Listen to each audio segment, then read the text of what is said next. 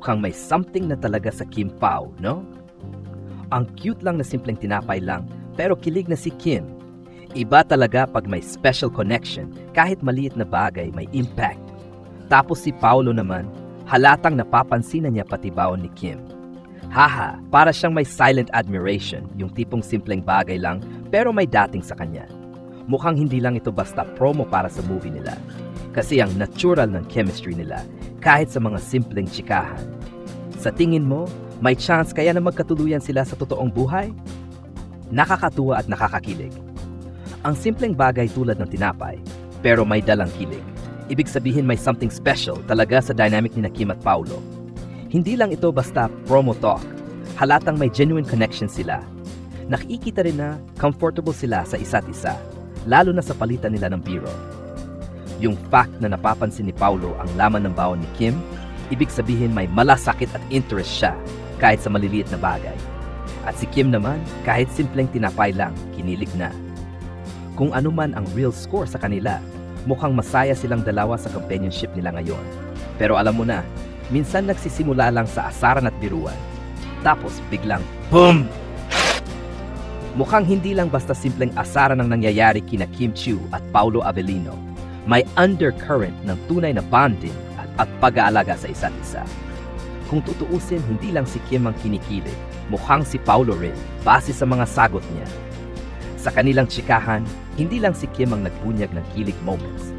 Si Paolo mismo, halatang napapansinan niya ang maliliit na bagay tungkol kay Kim, tulad ng baon niyang gulay na walang karne.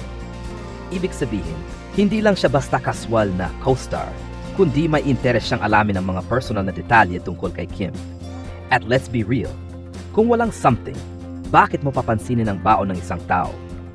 Dagdag pa rito, hindi rin ito unang beses na nagpakita si Paolo ng extra effort kay Kim. May mga past interviews na rin kung saan napapansin ng fans kung paano siya umakto sa aktres. Yung tipong tahimik, pero maalaga. Hindi kaya unti ang isang bagong real-life love team. Tuloy-tuloy kaya ang kilig na ito beyond promo. Aba, abangan! Kagaya nung nangyari dito sa Star Mall San Jose del Monte, Bulacan, napakadaming tao. Okay, and this is very expected. Okay, alam na natin yan, kahit saan pumunta si Kimi tsaka si Paolo, automatic yan, talagang dudumugin yan ng mga fans. And even yung hindi mga fans, chika, talagang hindi mapigilan na panoorin sila. Okay, and actually mga chika, no, based lang to sa experience ko nung bumisita sila dito sa Star Mall San Jose, mga chika, talagang yung ibang mga fans, okay, yung ibang mga Kim Pao groups, kahit saang panig pa sila ng Pilipinas, yung iba nga galing pang Cebu, okay, iba mga taga San Juan, taga Taguig, okay, iba taga Cubao, iba taga Cavite, okay, pumibisita talaga sila mga kachika kung saan pumupunta, kung saan may event ang Kim Pao. So ganyan sila ka-loyal, ganyan sila ka-supportive, okay, sa ating mga iniidolo. So kahapon nga mga kachika, no, kasama ni Kimi tsaka ni Paolo sa Robinson's Antipolo, si Wilma Dasen, okay, si Benj Manalo, kasawa niya na si Lovely Abelia, tsaka mga chika, a couple of singers, ano, na nakakasama rin talaga ni Kimi tsaka ni Paolo sa kanilang mga movie kick-off tour. So yesterday nga mga kachika, as usual, nauna ulit nila pinag-perform yung mga kasamahan nilang mga aktor at mga aktres sa pelikula, okay? Si Wilma Dasen, si Lovely, di ba, yung asawa niya, si Benj, and yung iba pang mga singers na sinabi ko kanina mga kachika. And paglabas, okay, ni Kimi tsaka ni Paolo, actually mga chika, nauna si Paolo Avellino eh.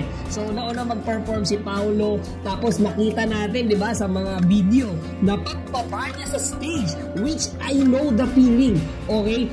Naghiyawan lahat ng mga tao. Ako mga kachika, nung nanood ako again dito sa Star Mall, alam ko yung feeling yan eh. Yung tipo, nasa harapan mo lang si Paolo, hindi mo mapipigilan, ma-in love talaga kahit lalaki ka. I'm telling you mga kachika, alam mo yung kahit hiyang-hiya kang sumigaw, ako mga kachika, talagang sumigaw ako dito. And then of course, paglabas ni Kimi mga kachika, inawit niya ulit yung kanyang signature song, which is Ikaw Na Ba Si Mr. Right. Actually, inalter niya pa nga, no, yung ibang mga lyrics dyan, na para bang pinapatamaan niya si Paolo. Okay, kaya nga nagsigawan lalo yung mga fans. And then may mga iba rin siyang mga awit, okay, na kinanta niyan.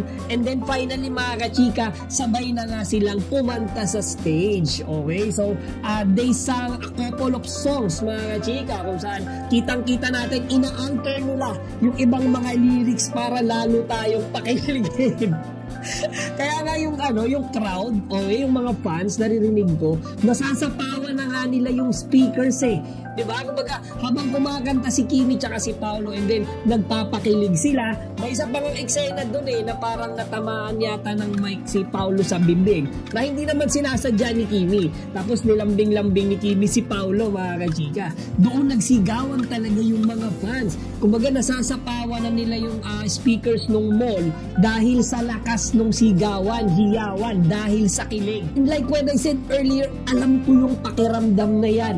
Diba? Sabi ko nga mga kachika, kahit ayaw nyong tumili, kahit lalaki ka, talagang mawawala yung hiya mo, hindi mo mapipigilan, makitili, makisigaw kapag nakita mo sa harapan mo lang. Okay, si Kimi tsaka si Paolo na nilalambing yung isa't isa. Diba? Kung nakikita natin sila sa TV, sa social media, na diba, pinapakilig tayo. Mga kachika, kapag nakita nyo sila sa personal na ginagawa yan, times 10, times 10, times 10, times 10, yung kilig na mararamdaman nyo. So mga chika, no, kumanta nga sila dyan. And then yung pinaka best part, okay, nung performance nila, of course, nung kinanta nila yung kanilang theme song na Dilaw. So mga kachika, kitang-kita natin yan habang kumakanta sila.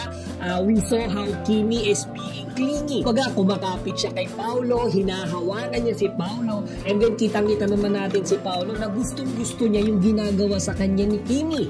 Diba? Kumbaga, kagaya nga nung lagi natin sinasabi dito, diba? Very natural yung galawan nila. Yung para bang normal na sa kanila yung ginagawa yun. Walang awkwardness, walang hiya-hiya.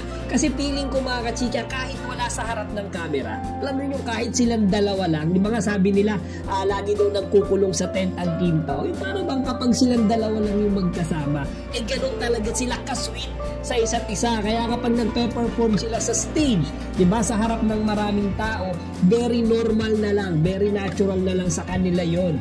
Di ba? Kahapon mga chika, while watching the live stream, sinubaybayan ko siya eh, live ako nanonood. Nakikita ko yung mga gesture nila, tinitignan ko eh. Talagang mayroon something eh. And mga chika, nakita ko yan personally. Hindi yan biro, hindi yan joke. Kapag ka nakita niyo yan personally, maniniwala kayo na mayroon silang relasyon. Okay yan, personal opinion ko yan, personal presumption ko yan dahil nakita ko sila sa personal kung paano sila maglambingan mga kachika. Iba siya doon sa lambingan, di ba? Kagaya ng ibang mga love team. Okay, for example, Kat din, di ba? Pag nagpe-perform sila, makikita nyo sila naglalambingan. Pero merong boundaries. Okay, meron silang parang sinasabing hanggang dito ka lang Katrin, hanggang dito ka lang Alden. Ngayon mga chika, si Kimi at si Paolo, ginagawa nila yung lambingan nila mga chika. Para bang wala nang limit.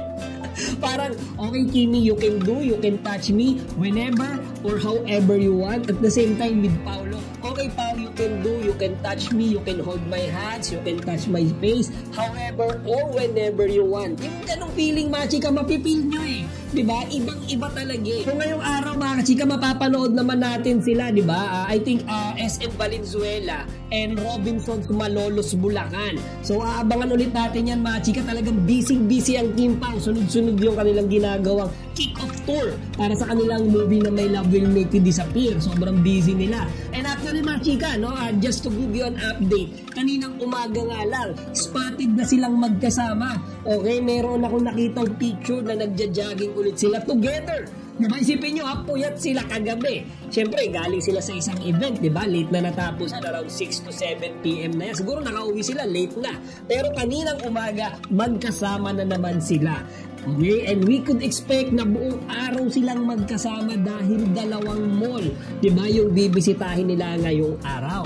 So mga chika, of course, susubaybayan natin yan, susuportahan natin ang ating mga iniidolo kahit hindi tayo personally makapunta, okay, doon sa mga event, na mga lugar na bibisitahin nila. Manonood tayo sa live stream sa online, okay, para syempre maipakita natin na in some way, kahit malayo tayo, ay nagagawa natin silang suportahan.